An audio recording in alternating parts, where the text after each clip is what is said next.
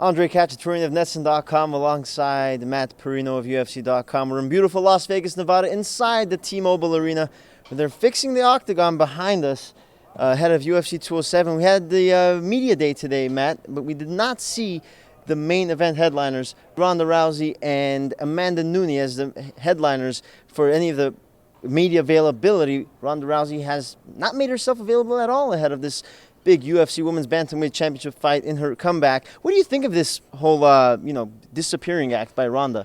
To be honest with you, when it first came about, I was a little bit disappointed because we've missed Ronda. I mean, she's been out of the game for a year. I mean, if you watch the Embedded this week, she made an appearance. She's got such an amazing personality. Fans just gravitate towards her, and I wanted to see her. But there's actually a really good piece that ran on UFC.com today. Sorry, cheap plug. Thomas Gerbasi, the godfather of MMA, boxing writer as well, he wrote about this and how, there's been examples in the fight game for years after fighters suffer big losses. They like to kind of go back to the drawing board, get out of the public eye, and refocus. And a focused Ronda Rousey is the best Ronda Rousey. You know what? I'm going to build on that and agree with you and say that I think the only reason why she lost to Holly Holm was that her UFC 193 fight got moved earlier by about 2 months. If you look at Rousey's career, she usually has about 5 to 6 months between fights, sometimes even more.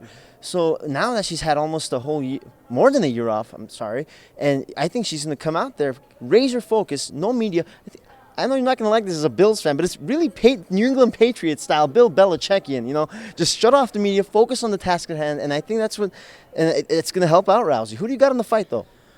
You know what? I've been toiling with this one for a while. I still don't know if I'm 100% there, but I'm going to go with Ronda Rousey. Listen, she was 12-0 for a reason, and she's cerebral. When she's in there, she knows how to fight. The Holly Holm fight was an aberration. Right. I'm going back to the drawing board here. I think that this year off is going to allow her to really assess her game, allow her to work with her coaches, make a good game plan to deal with Amanda Nunes, who tends to gas, hopefully push this into the later rounds, and Rousey finishes by armbar.